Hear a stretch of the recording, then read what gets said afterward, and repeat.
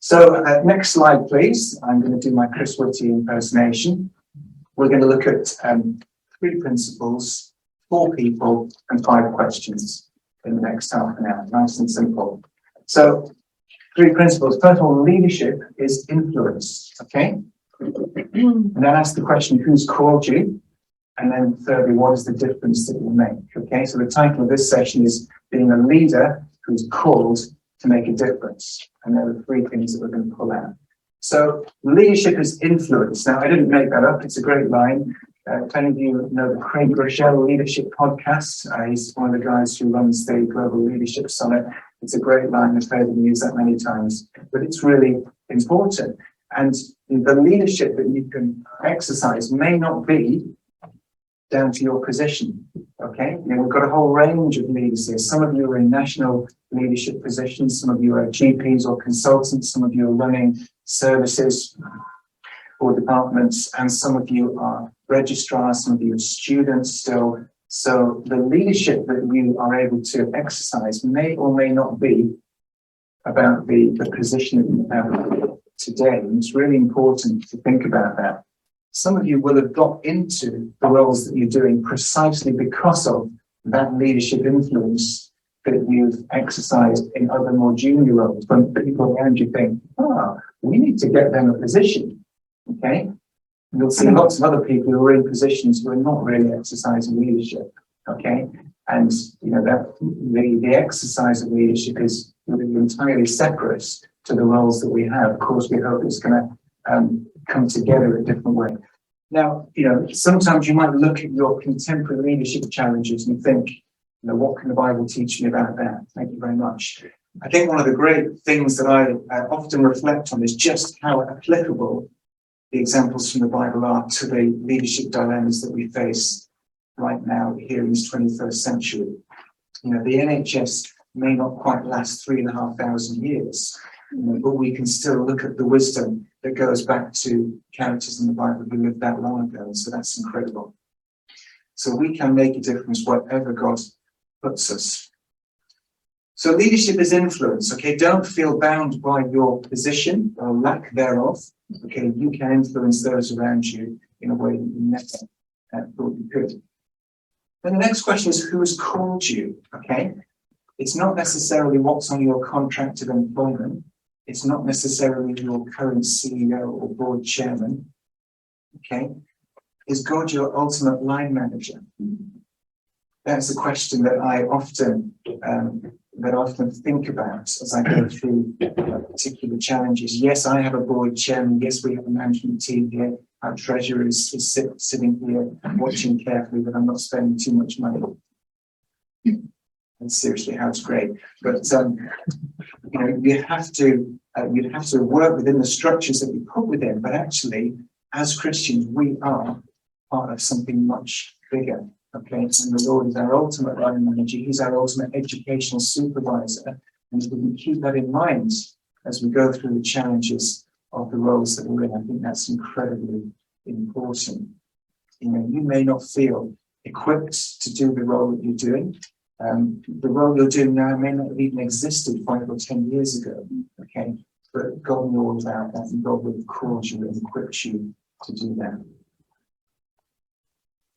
Then how about making a difference? Put your hand up if you feel you get to make a difference every day at work. Yeah, some of you, okay.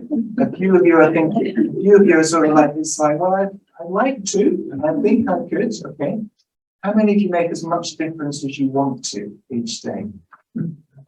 Yeah, not so many, okay. And I'm incredibly privileged to be in this role because I often get up each day thinking I get to change the world today. It might not be in the ways that I expected to, and it might happen quicker or slower than I thought I could do, but I think we do have an incredible chance to make a difference. Now, it may not be the difference you've been employed to do, okay? The difference you make may be to your colleagues. It may not be something in your job description. It may be something that goes way beyond your actual job description. But I think all of us will struggle with that at different times. We'll often feel that we're not making the difference we want to.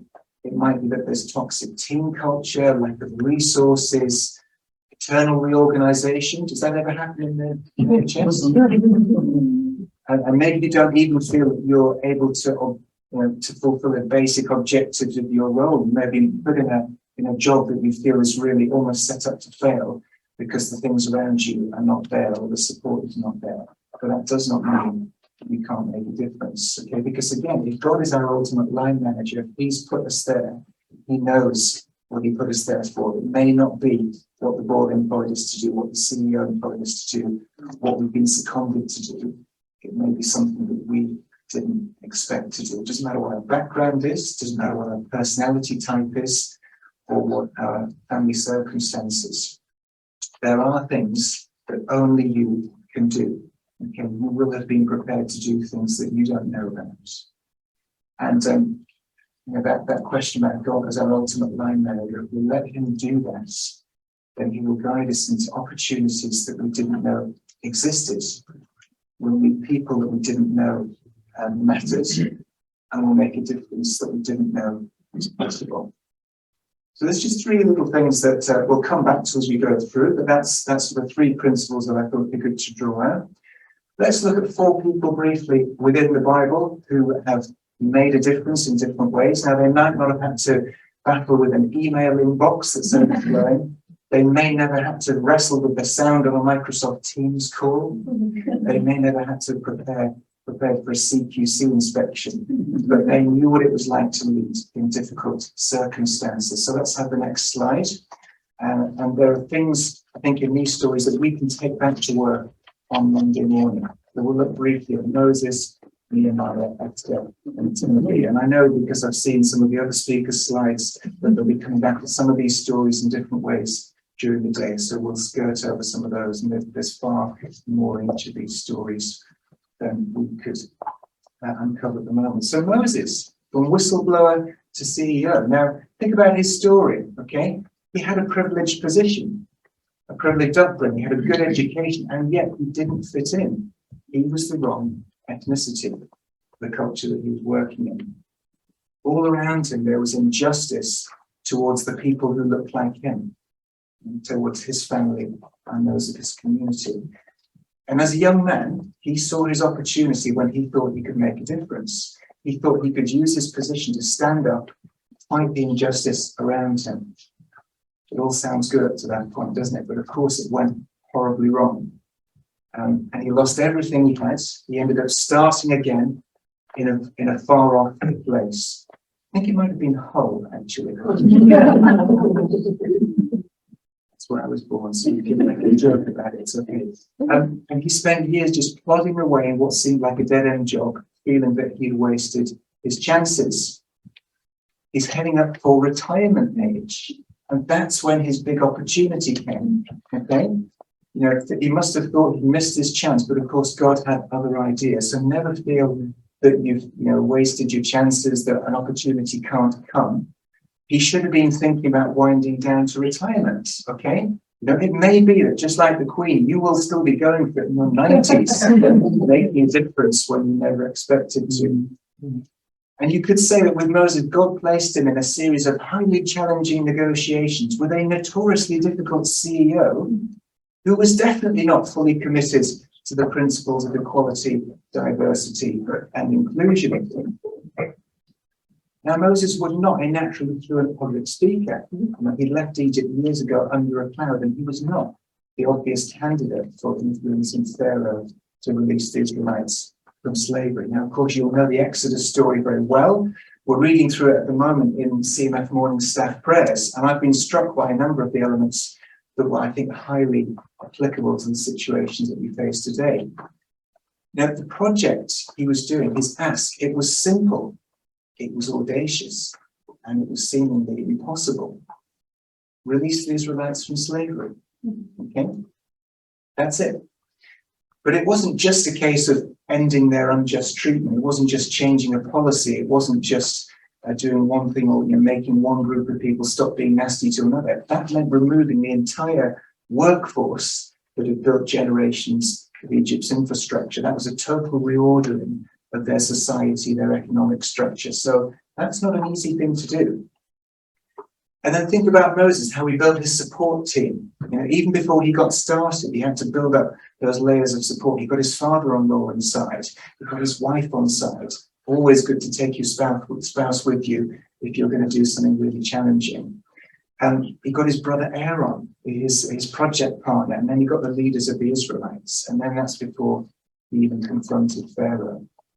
And I noticed this week that it was about plague number 3 or 4, the nets. That's when the magicians changed their tune, because the first bit's the snake, the blood, the frogs, they've been able to say, we can do that, it's nothing impressive. And by the time of the gnats, they said, we can't do this. There is a power behind this man that is greater than us. At that point, you would have hoped that Pharaoh would have said, all right, maybe I'll listen. But he didn't. You know, does that perhaps have resonances with what's happening in Russia and Ukraine today? You know, sometimes a leader is so invested in the path they've taken that nothing's going to change them. Sometimes the whole structure needs to fall. Sometimes the whole rotten edifice needs to come down because an organization is so toxic that you can't just tweak it here and there. So don't be discouraged if you think something big has got to happen here to bring this down. Who's been following the story of the Tavistock Clinic? Yeah? And the Gender Identity Service. Now, there's been years of people raising concerns there. You know, children and adolescents have been sent there with gender incongruence. You know, there's been a great, you know, the idea behind it is great, you know, affirmation, you know, helping them to be who they are. And yet, patients, parents, governors, staff members, safeguarding leads have all been saying something is going very badly wrong here. We are not serving children like we are meant to be. And yet they were ignored, they were belittled, they were sidelined, and the management closed ranks. There was lots of ideologically driven waffle to justify what they were doing, and yet they're still being continuing to harm children. And it took the Cass review, okay, Hilary Cass, a paediatrician. Who's a paediatrician? Paediatricians can change the world. And that report has really blown the lid on the whole mess. So now the clinic's closing, we're going to get a different model of service, one that's much more integrated with other specialist pediatric services where they're actually used to dealing with complex children, complex families, not just focusing on the gender side of things. And some of those whistleblowers are now nationally respected because they stuck it out through all of those times when people weren't listening. So don't ever tell yourself that your trust is too toxic, that it's too difficult to change, that your service can't be improved. It might take years. You might suffer during the process, but if God's called you to do that, then the impossible can be done. Okay, so there's a little bit of Moses. How about Nehemiah? Now, Nehemiah was a bit more of your straight arrow. Okay, he seems to have just risen steadily through the middle management and the civil service of the Persian Empire until one day he's got direct access to the emperor.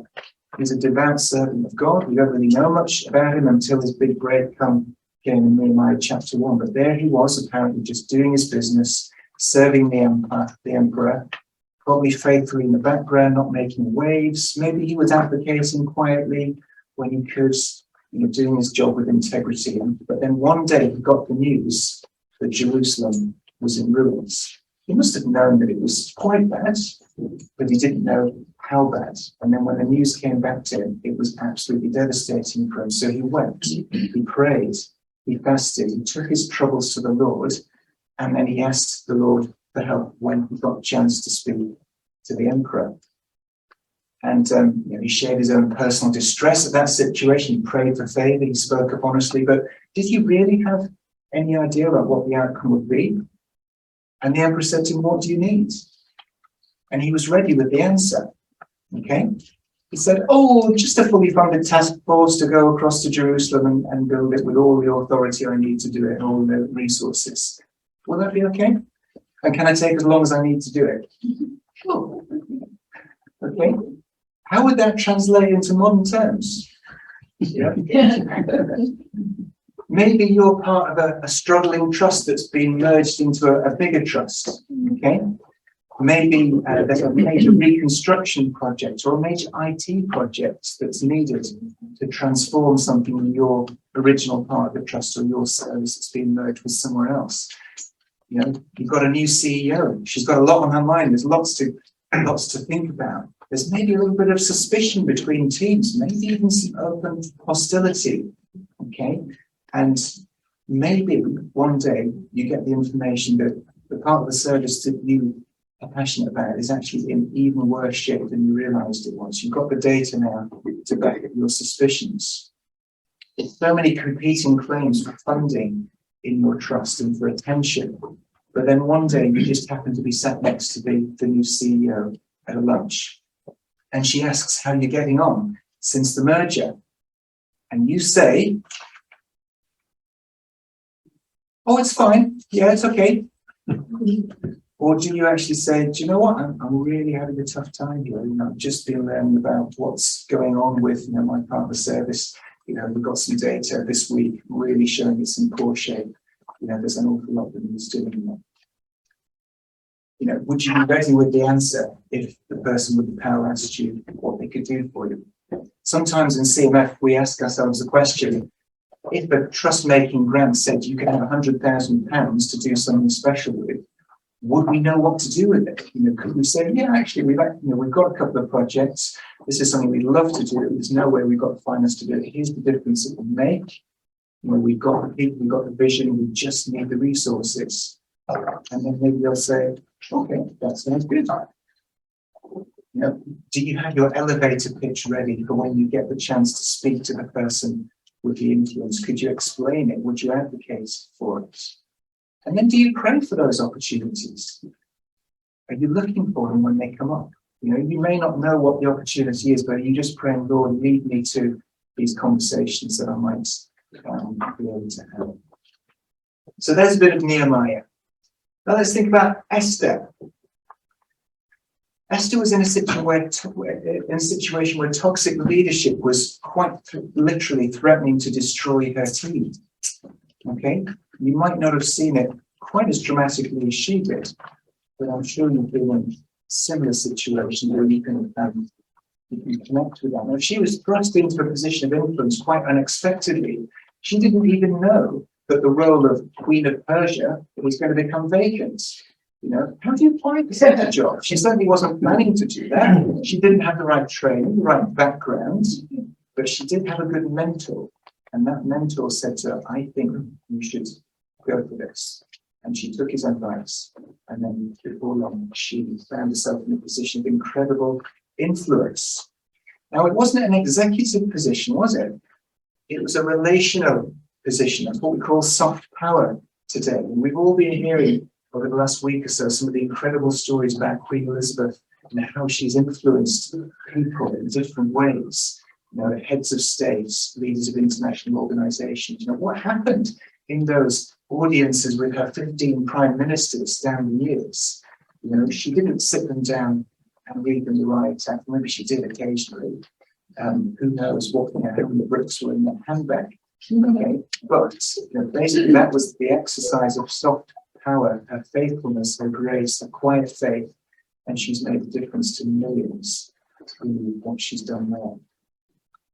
Now, Esther came into her position at a time of actual existential threat to the Israelites. One of the things I love about reading the Psalms, there were actual people really trying to kill David.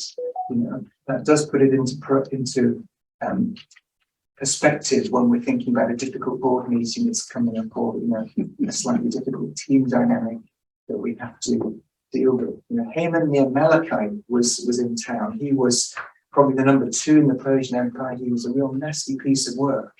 Proud, arrogant, power and status were his driving forces. Now, I'm sure that someone like that would never get into a position of power within the National Health Service. Or would they? I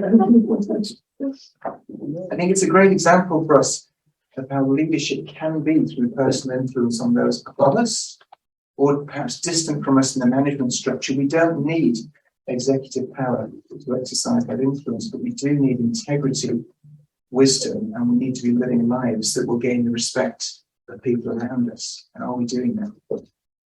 When I was working as a prison GP in South Yorkshire, management changed frequently, as they do in many places, and we got a new manager in one of our prisons, and boy, was she toxic.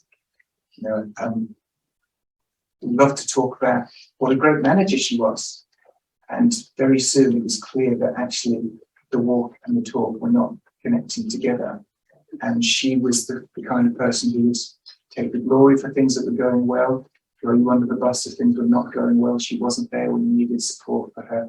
Really, really difficult. And a lot of people say, what can we do about this? This is terrible.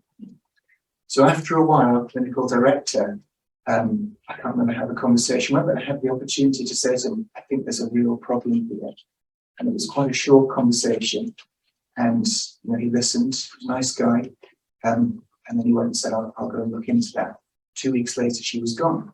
And he talked later and he said, I'd heard that there were problems, but the fact that you spoke to me, and there was a consultant psychiatrist who spoke to him, I think, on the same day, and those were the conversations that made him think, right, this is serious. And that's without executive power. He had the power. He just needed to have the conversation with someone that he respected to say, yeah, this is really bad. And then who knows what can happen. So soft power, it's great. Do exercise it. And then finally there, Timothy. Now, stick your hand up if you've ever suffered from that old favourite imposter syndrome. Yeah, okay, just a few of us, okay? Have you ever been in a situation where you think, I'm not really qualified to be doing this, okay? The person who came before me was so much more gifted than I was. Maybe the person who set up the service that you're running, or maybe the senior partner who was there leading it when you were registered in your practice, and now you're a partner and thinking, goodness, what would they have done?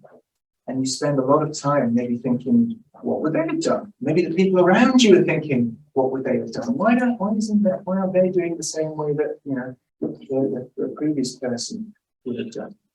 And that can be a real challenge. That's something that we face myself here. So now we know my predecessor here, Pete Saunders. He's a larger-than-life character. He's been an inspiration to many of us over the years. I first met him as a first-year student. So for me, the whole question of what does it look like to be a Christian doctor very often has been learned through that lens of, well, what would Pete do? And that's been incredibly helpful. But then coming into an organization, taking over from someone and thinking, well, okay, how do I lead this organization? I made a deal with the Lord some years ago. Okay, I said, I was starting to think, maybe, you never know, I might possibly get asked to do this job at some point in the future. I said, okay, Lord, well, if that's what you want, maybe, but please don't let me follow directly on from you. I think that would be a bit too much. He listened to one half of what I said, but not the other. And that's certainly given me a lot to think about over the years, really helped me grow, and we've had some great conversations. But taking the learning from a mentor, but then being willing to do things your own way, to think, well, okay, yeah, that was great. Maybe I'll do it slightly differently. That was a different time. This is another situation now. Being able to grow out of that and become your own leader is a real thing that we all need to learn from. And Timothy knew all about that. He was the Apostle Paul's deputy. The great Apostle Paul, the man with the biggest brain in the whole of the ancient Middle East. Okay, who basically, rethought what it means to be a disciple of Jesus for the non-Jewish world. Paul said of Timothy, I've got nobody like him. He was really his deputy. They wrote letters together to struggling churches. Do you think Timothy ever found it a struggle living in Paul's shadow? I'm sure he did. I'm sure he felt that pressure. Maybe, just maybe, when Paul got put in prison, I'm sure Timothy was sad for him, but maybe he just thought, okay, at least I can get on with things now. Okay. And maybe when he got those letters, First Timothy, Second Timothy, I'm sure you really appreciated the advice. We all see what great advice it was.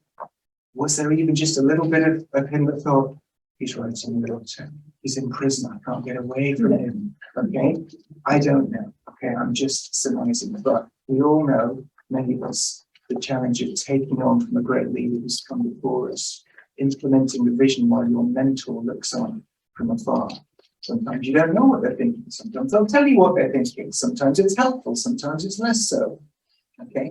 Why is it that in an Anglican church, you have to have a gap before the next vicar comes? They let the last one go out the door before they even start thinking about recruiting the next one. They're not allowed to move into the parish that we used to run. There's a good reason for that, okay? Because it is a challenge.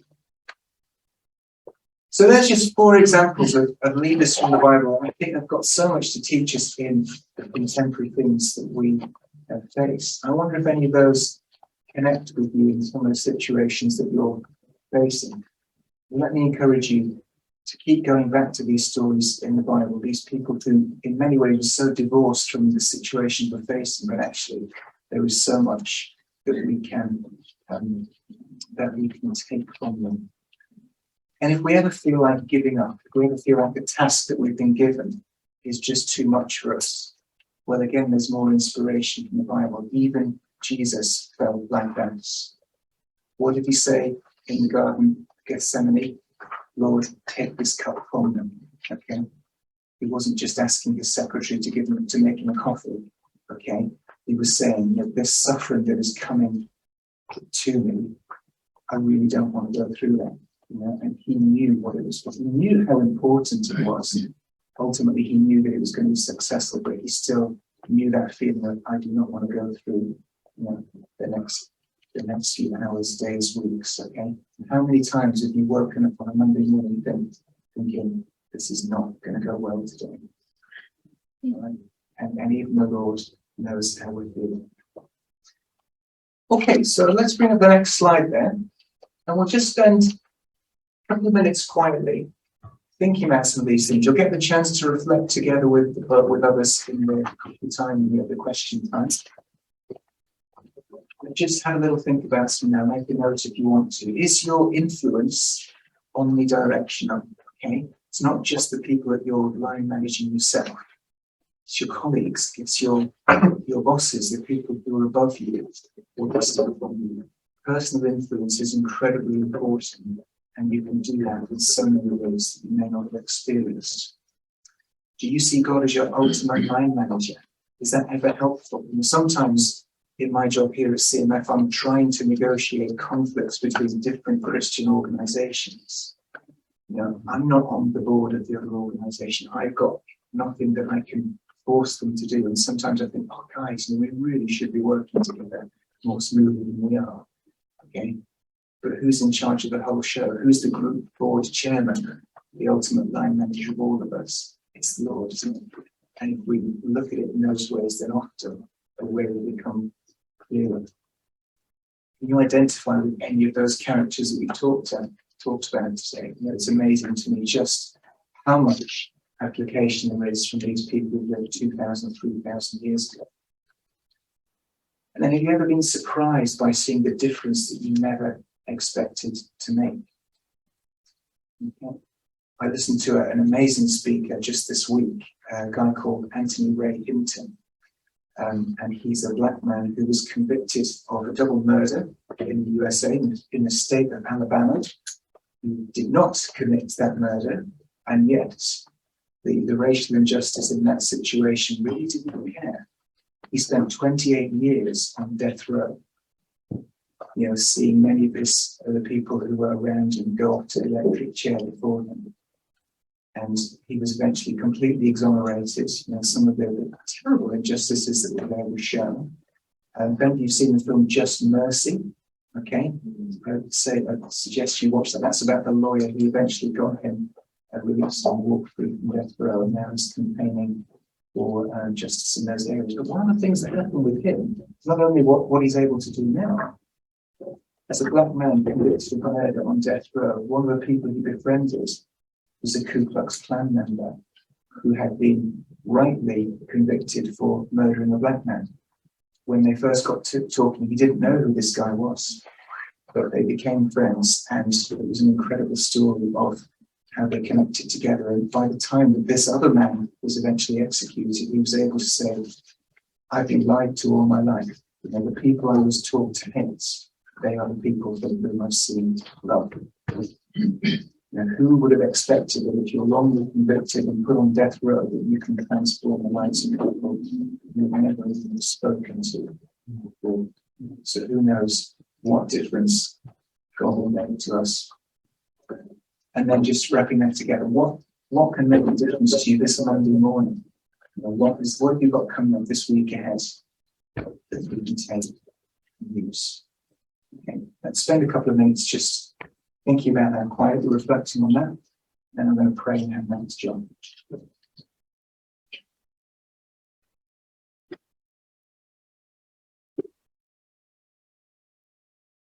Let's pray. Father, we thank you for the wisdom that we've just drawn out, really skimmed over from the Bible. But we thank you so much for the people you have led before us, taking us through many more challenging situations than we'll probably ever face. And yet, Lord, that wisdom from thousands of years ago can come to us fresh and ready for Monday morning. Lord, we pray that as we are look to the leaders that you called to have influence in ways that we know about, don't know about, don't even expect to make a difference that we didn't know was possible. Please would you help us to look to you in all the situations that we face. And we pray that you go with us through the rest of this day. Help us as we strengthen each other. Thank you so much for the opportunity to be together. We pray all of this in Jesus' name. Amen.